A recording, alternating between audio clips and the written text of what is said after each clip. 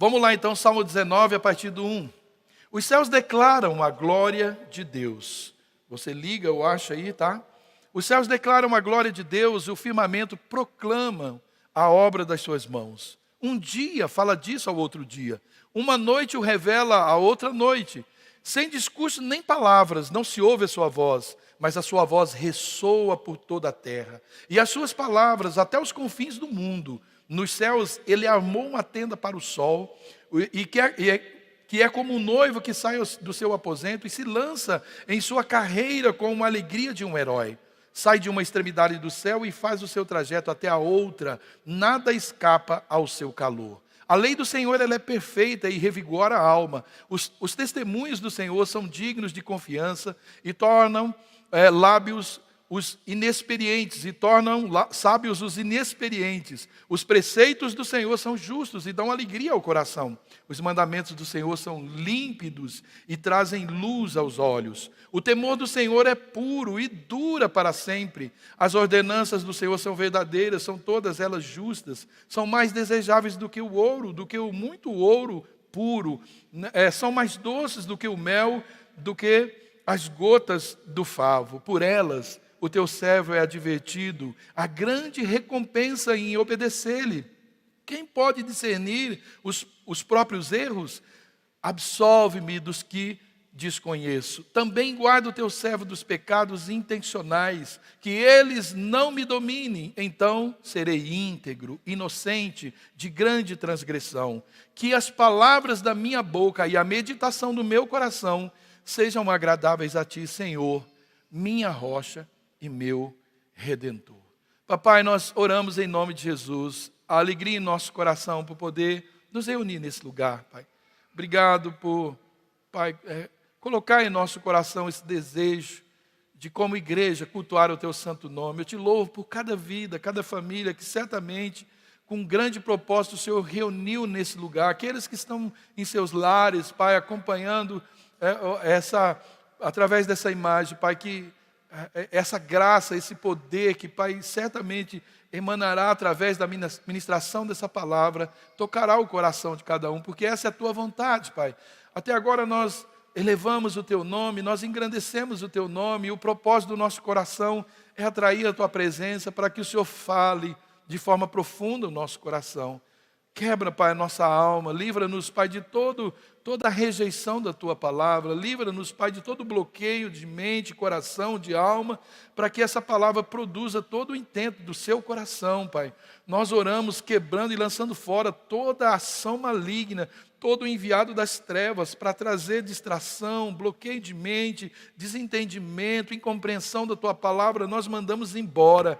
Que esse lugar seja cercado por anjos, Pai, com espadas de fogo desembainhadas, guardando cada coração, cada mente, para que essa palavra, Pai, ela atinja os propósitos do Senhor, porque essa é a Tua vontade, é a promessa do Senhor, que a Sua palavra nunca voltaria vazia sem antes cumprir o propósito para o qual ela foi designada. E cumpra em nós, Pai, o Teu propósito hoje. É a nossa oração, em nome do Senhor Jesus, para a glória de Deus Pai. Amém.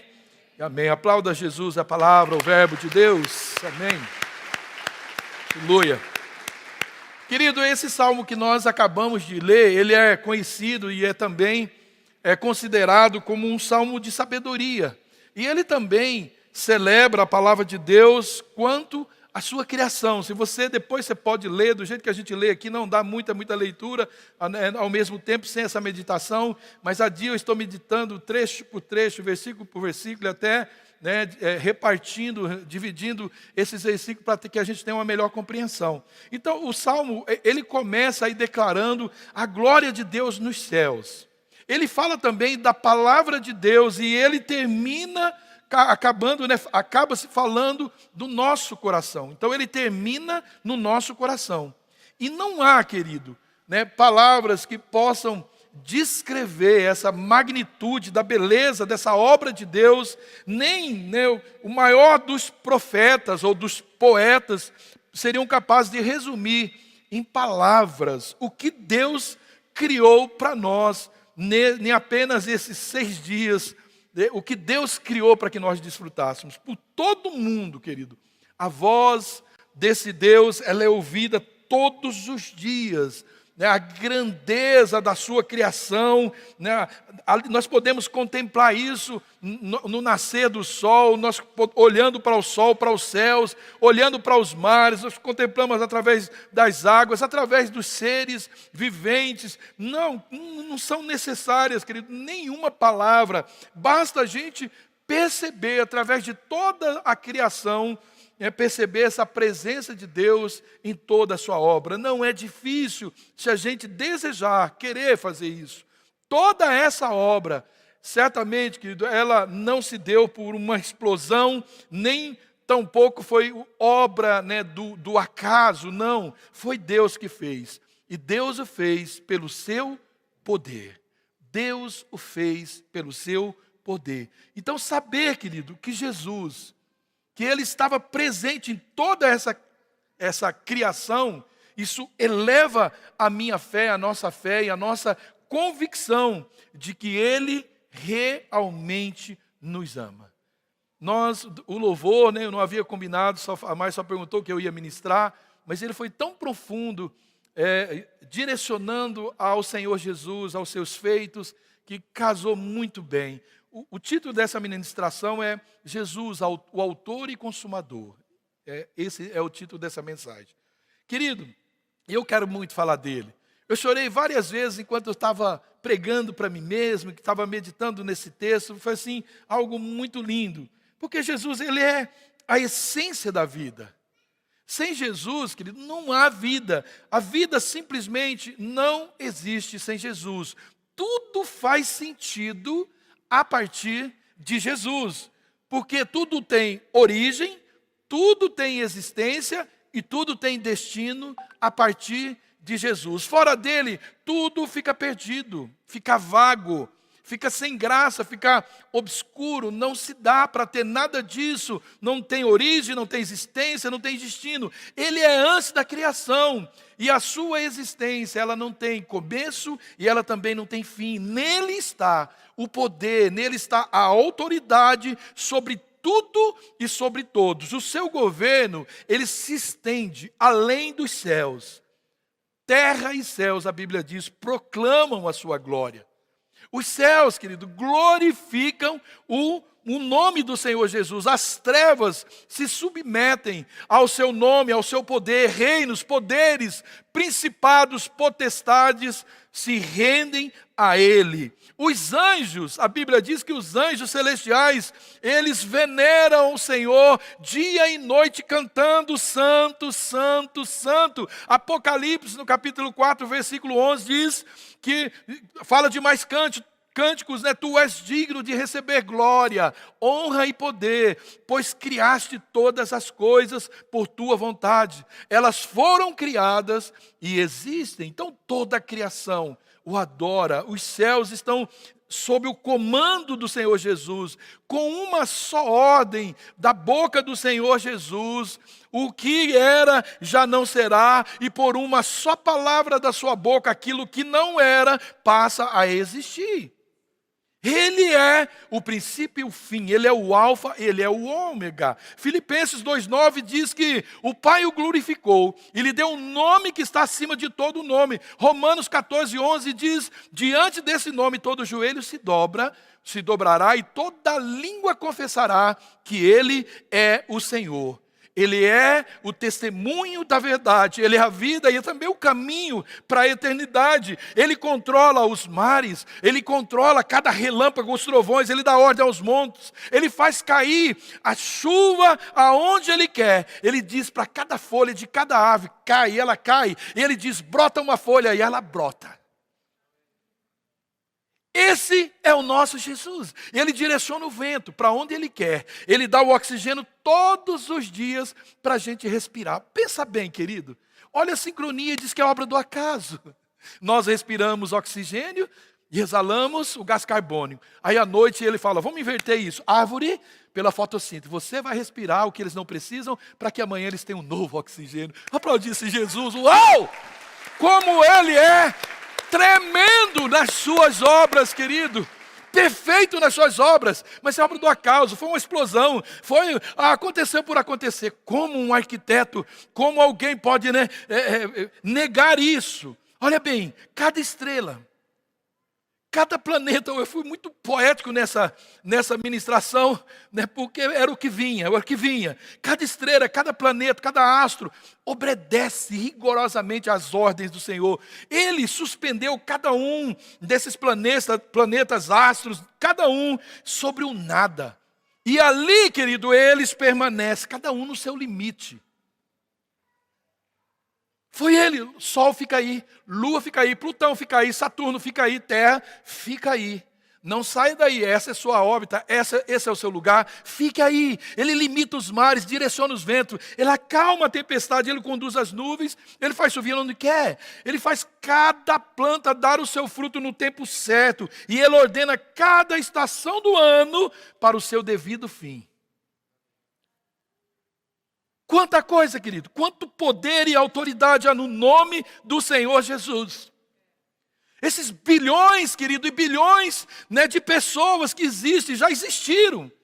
Ele fez cada um, peculiarmente, ele deu um DNA, ele deu uma impressão digital, e cada um, ele deu uma personalidade própria para agir, para decidir e para criar. Não há ninguém em todo mundo, desde sua criação até hoje, que é igual, exatamente igual.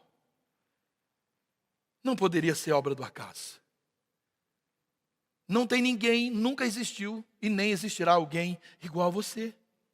E aí ele nos colocou, querido, no meio, né, dessa imensidão desse universo, movido por uma lei, a sua lei, né, da gravidade. Nós não flutuamos e nós também não desequilibramos. E eu acho isso muito incrível. Pensa, querido, na imensidão do universo. Você não se perde e nem está perdido. A gente consegue se perder em Irati, a Márcia principalmente. Mas Deus nos coloca na imensidão desse universo e Ele diz, vocês não estão perdidos. Ele diz que não importa onde você está, Ele te vê. Olha o que diz o Salmo 33, 13. O Senhor olha lá do céu, Ele vê todos os filhos dos homens. Você já falou alguma vez? Largou de mim, estou perdido. Não recebi o salário, estou perdido. Eu não sei o que, estou perdido. Eu tive que ir no hospital, estou perdido. Surgiu alguma coisa, estou perdido. Não está perdido. O Senhor te vê lá desde os céus. Ele contempla você. No meio desse universo de tantas coisas, o Senhor te vê. Nessa galáxia, nesse planeta, o Senhor, Ele discerne você, Ele destaca você, você não está perdido. Pois é, queridos, tudo isso está na Bíblia que eu falei. Então, para mim, duas coisas são verdades. Ou nós não acreditamos em nada disso, ou nós somos de fato loucos. A pergunta é, por que alguém assim, com tanto poder, ele se importa comigo e com você? Por quê, querido? Quando nós meditamos sobre isso, querido, tudo que nós, né, acabamos de ler e tudo que acabamos de ouvir, fica muito claro e muito mais fácil entender o amor de Deus por nós. Fica muito mais claro. Que outro interesse, querido, poderia ter Deus por nós, ou poderia ter alguém por nós, alguém com tantas virtudes e tanto poder? Que outro interesse ele poderia ter por nós? O que nós poderíamos dar ou acrescentar que ele não tenha? O que é que nós poderíamos ser que ele não é? A verdade, querido, é que não há nenhuma razão para Jesus nos amar, a não ser pelo fato dele ser o próprio amor. Não há nenhuma outra razão, não há o que podemos fazer ou ser ou acrescentar que possa atrair. Não há nenhuma razão, não há nenhuma bondade, não há nenhuma virtude em nós, não há nada em nós que não seja colocado por Ele, né, ou que surgiu primeiro nele, não há nada que podemos fazer. Então a única coisa que nos resta, que precisamos nos convencer, é que Ele nos ama porque não há outra forma, ele não consegue não nos amar. Porque assim como a essência, né, do fogo é queimar, assim como a essência da água é molhar, a essência do vento é soprar, a essência de Jesus é amar. É impossível que Jesus não te ame. Não tem como Jesus não te amar, mas eu sou muito ruim, o senhor não sabe o que eu penso, o que eu faço. Sim, não importa mesmo, Jesus te ama mesmo assim. Sabe por quê, querido? Porque Jesus não tem amor. O amor, querido, tem origem nele, ele é a fonte. O amor nasce em Jesus e como um rio, né, ele flui a partir dele. E esse rio ele vai molhando, ele vai tocando todos nós. Então, querido, amor ou amar sem Jesus é simplesmente impossível. Seria a mesma coisa de dizer que eu mato a minha sede sem tomar água, ou que eu sacio a minha fome sem comer, ou que eu consiga viver sem oxigênio, sem respirar. E a próxima pergunta que eu faço para todos nós é: por que nós demoramos tanto para reconhecer as nossas limitações e também reconhecer o poder de Deus? Muito fácil entender isso, querido. Porque nós estávamos mortos. E morto, querido, não pode tomar nenhuma decisão. Morto não pensa, morto não analisa, morto não consegue fazer nada.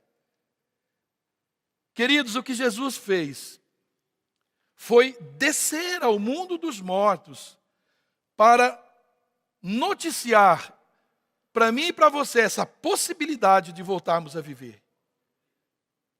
Foi isso que Jesus fez. E por isso, a nossa conversão já é o maior milagre.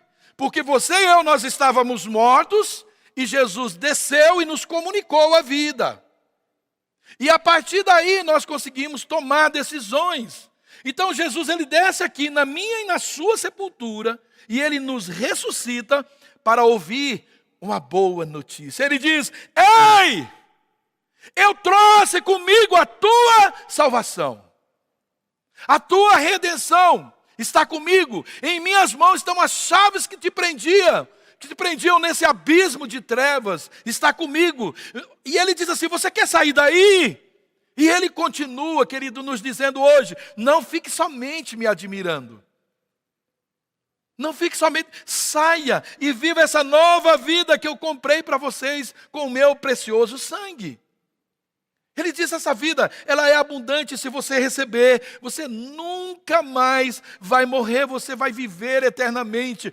Quantos de nós daria o que fosse para sentar perto daquele poço, ouvir a conversa de Jesus com aquela mulher samaritana? Eu fiquei meditando esses dias, eu fiquei pensando, já pensou se o homem mais rico do mundo, ou do Brasil, ele chegasse perto de você e falasse assim, lá na sua casa, e dissesse: viu, você pode fritar um ovo para mim?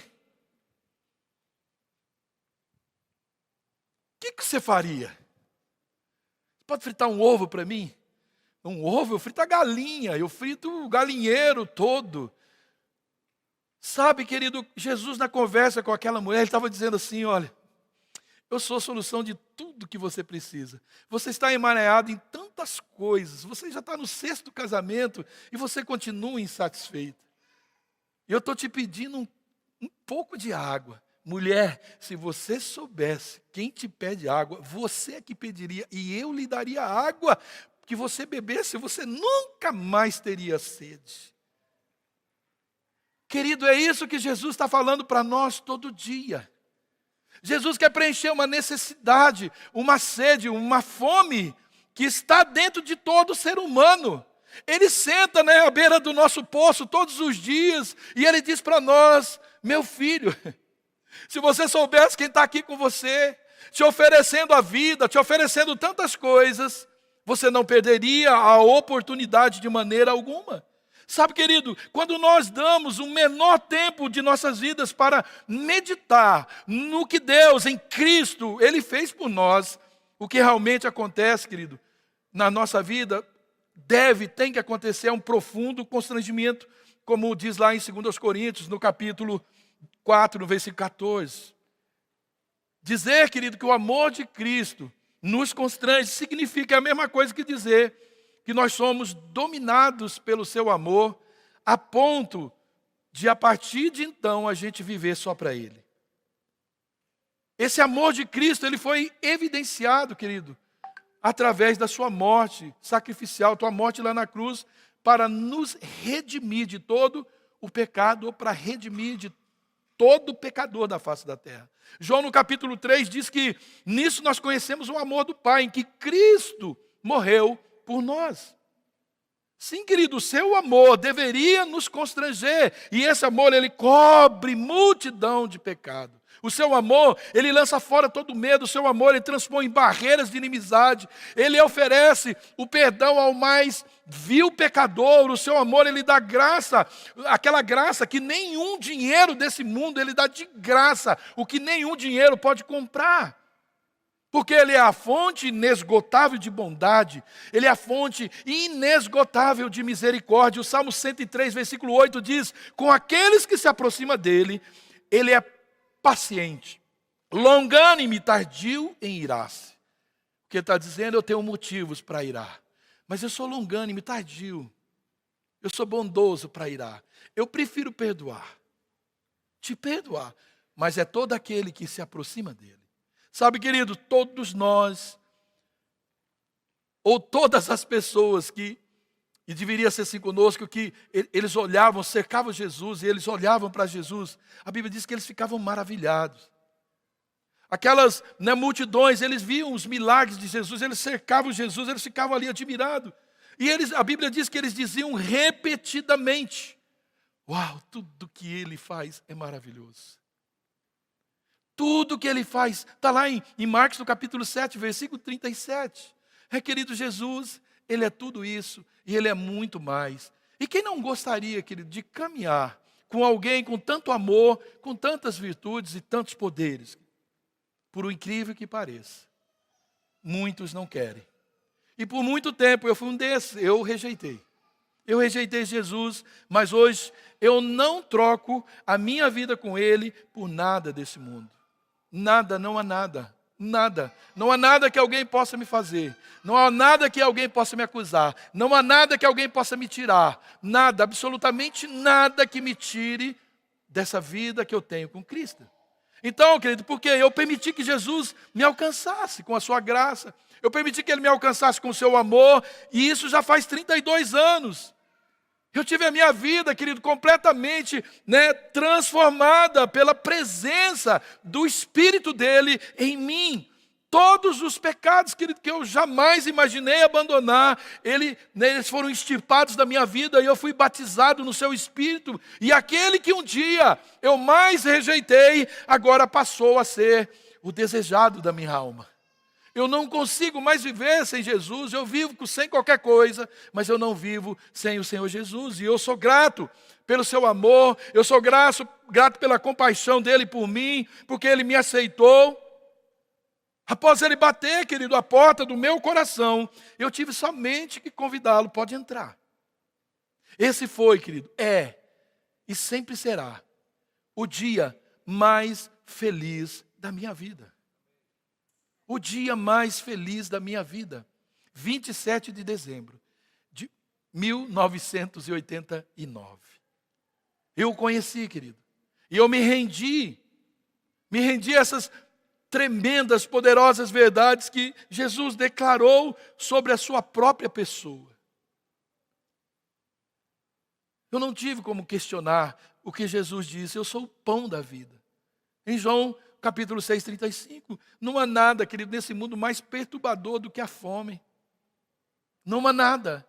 E Jesus disse: eu sou o pão que preenche esse vazio. Quantas pessoas, elas têm tudo na vida. Elas têm tudo, têm comida, têm vestimentas, têm dinheiro, têm casa, têm carro, mas tem um vazio dentro. Jesus está dizendo: eu sou o pão que preenche esse vazio, que sacia essa necessidade na sua vida. Eu sou o pão da vida. Ele diz: eu sou a luz do mundo, em João 8,12. Quem me segue não andará em treva, mas terá a luz na sua vida. Sabe, querido, quando a gente entra no lugar escuro, como é ruim você não conseguir, E uma coisa, ela é muito clara, porque Jesus, quando Ele diz que Ele é a luz, Ele está dizendo: vocês não têm luz. Se vocês não me tiverem, vocês estão em trevas. E vocês não têm luz, vocês não brilham. Se a gente entrar num quarto escuro, a gente não é totalmente escuro, a gente não consegue enxergar nem a nossa pele. Mas veja que incrível agora, querido. Jesus, ele diz que nós somos a luz do mundo. Por quê? Porque nele nós fomos iluminados. Quando nós nos aproximamos e recebemos o Senhor Jesus, já não estamos em trevas. E não só não estamos em trevas, mas agora nós emanamos a luz de Cristo. E essa luz, ela precisa ser vista em nós e através de nós. O Salmo 45:5 diz: olharam para ele e foram iluminados, e os seus rostos não ficaram mais confundidos. Por quê?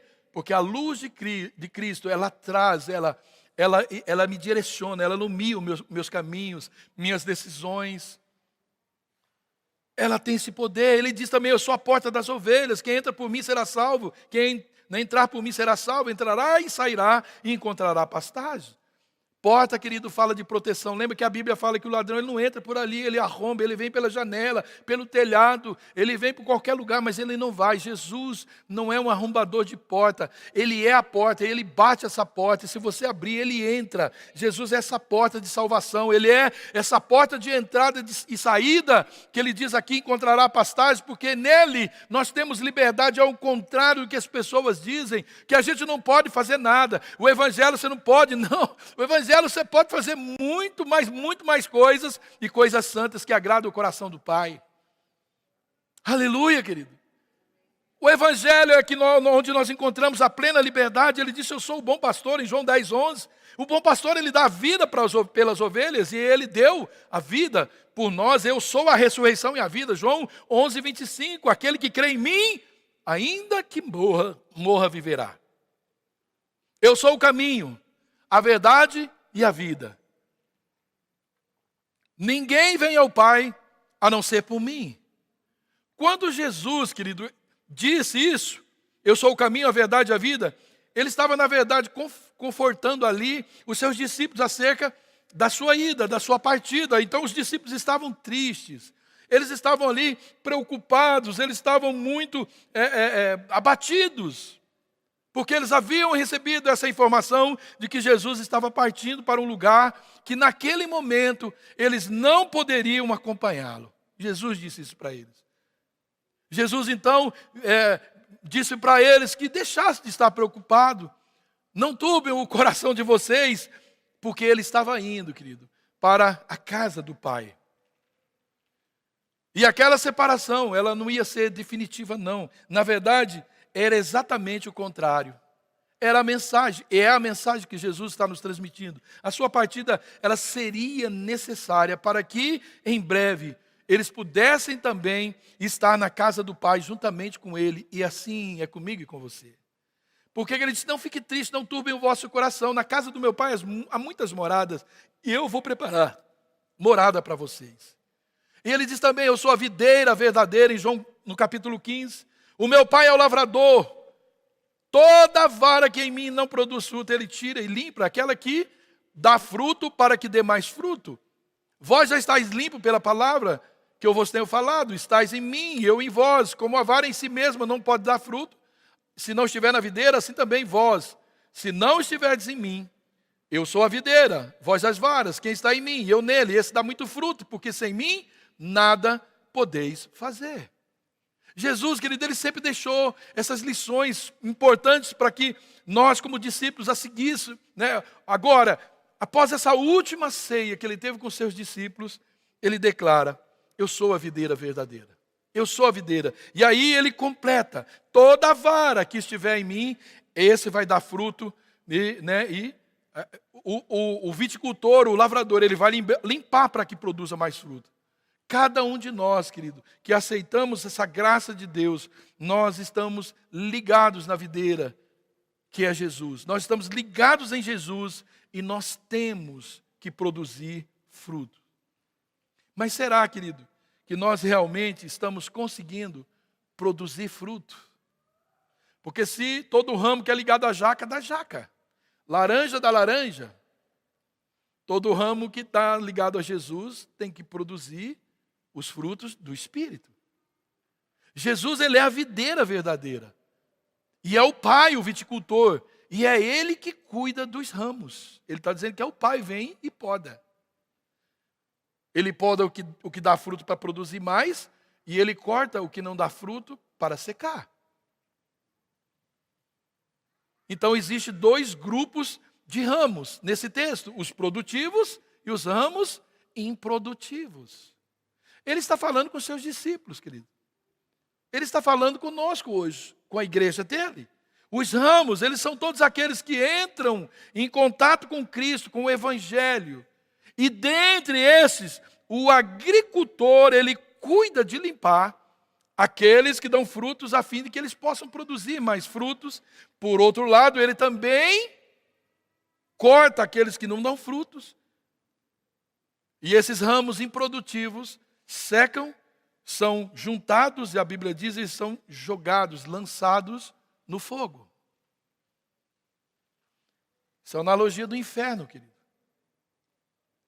Quando nós relacionamos esse ensino de Jesus com o capítulo 5 da carta de Paulo aos Gálatas, onde nós lemos sobre as obras da carne e as obras do Espírito, né, o fruto do Espírito, nós entendemos o porquê disso.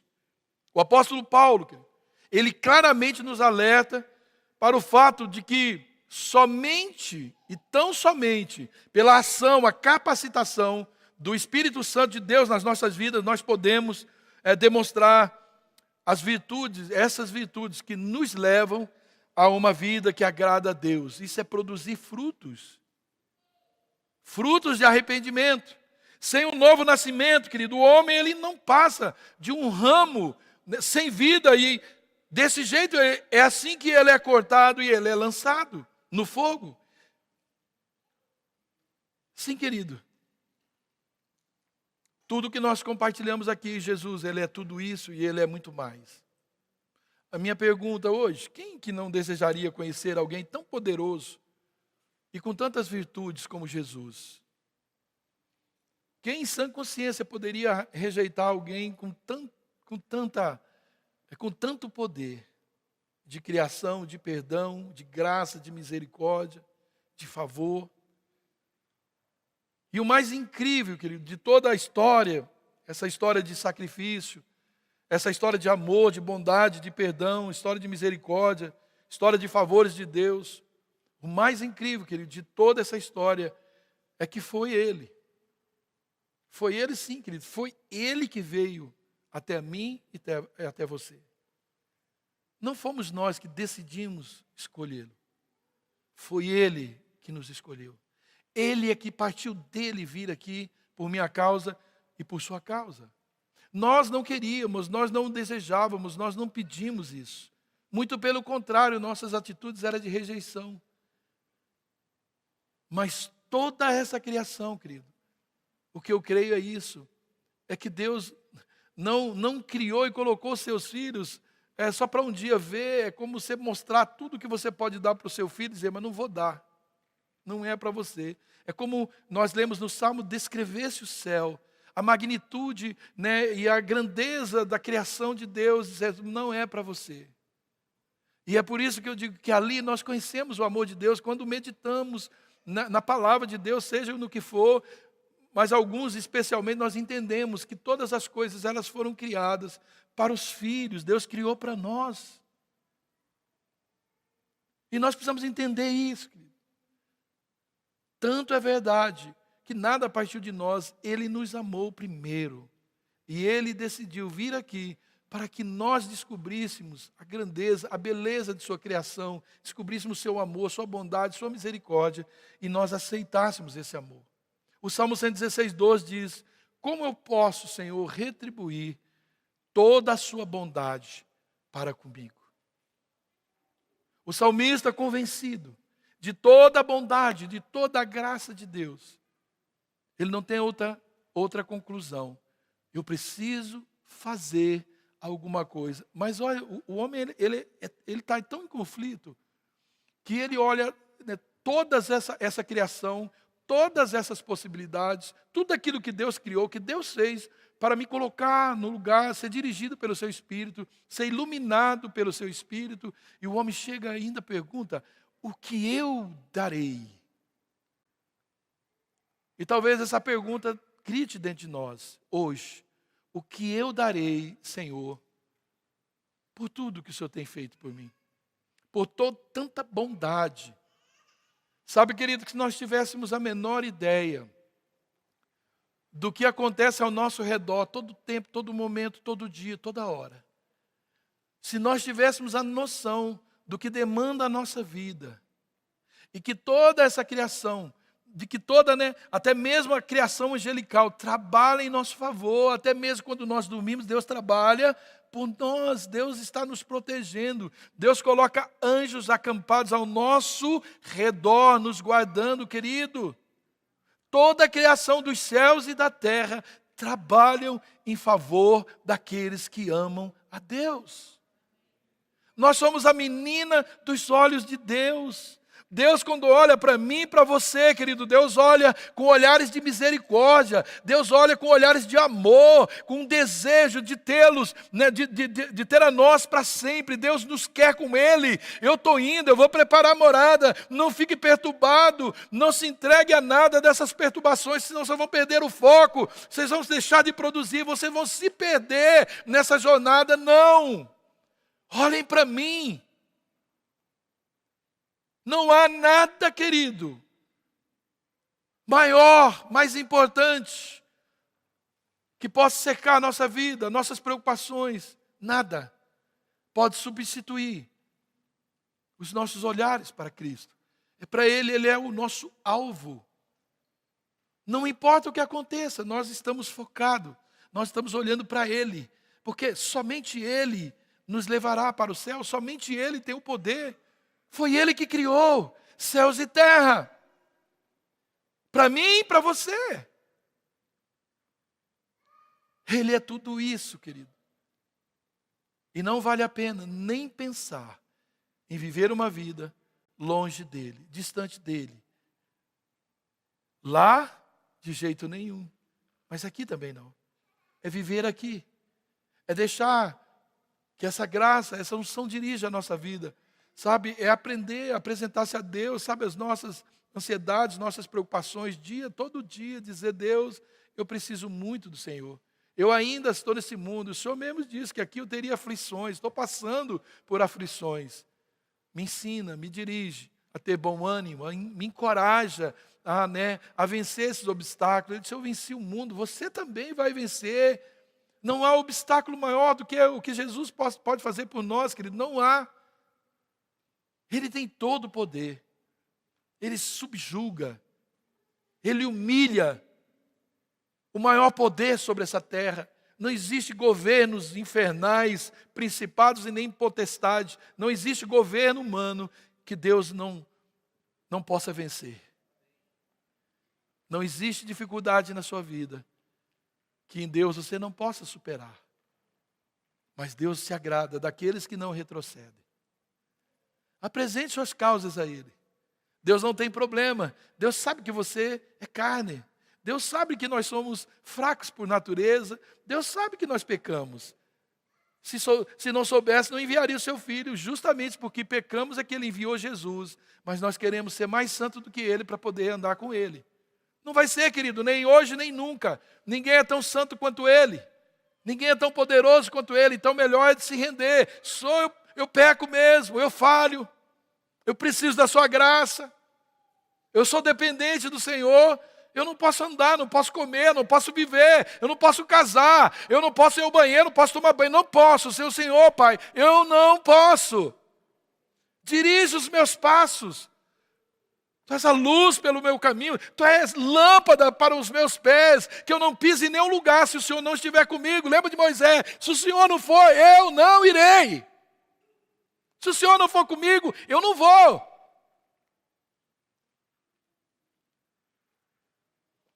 Eu acho que Deus está triste comigo, pastor. Tenho falado tanta coisa com Ele. Pois é, querido, eu posso te dizer com certeza, Deus fica triste quando a gente não fala.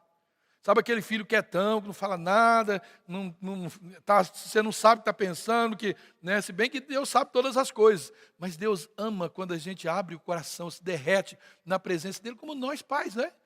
Se ele falar: pai, me ajuda aqui, eu estou na escola, estou passando por uma dificuldade com alguém ou com a matéria. Vem cá, filho. Estou passando com dificuldade no meu trabalho. Vem cá, filho. Papai é assim. Ele ama cuidar de nós. Mas ele é alguém que bate na porta. Ele não invade vida de ninguém que não abre o coração. Ele é isso. E o que ele é não muda nunca. Ele é o mesmo ontem, hoje e o será eternamente.